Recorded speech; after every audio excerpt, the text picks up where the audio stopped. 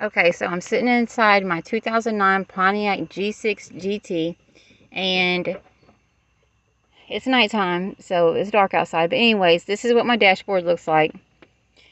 My husband took and put me a new battery in here, and all of a sudden, I come home from getting a new battery, put in my car, turn my car off, and now my car won't crank or start. It won't do nothing when I turn my key over.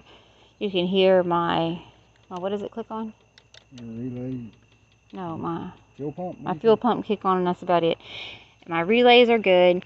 All my fuses are good. My battery is now good. And I am looking for a solution. So I told him I was going to post it on YouTube, a video on YouTube. And he says, well, usually people post these solutions on YouTube. Well, I don't have a solution. I'm looking for the solution.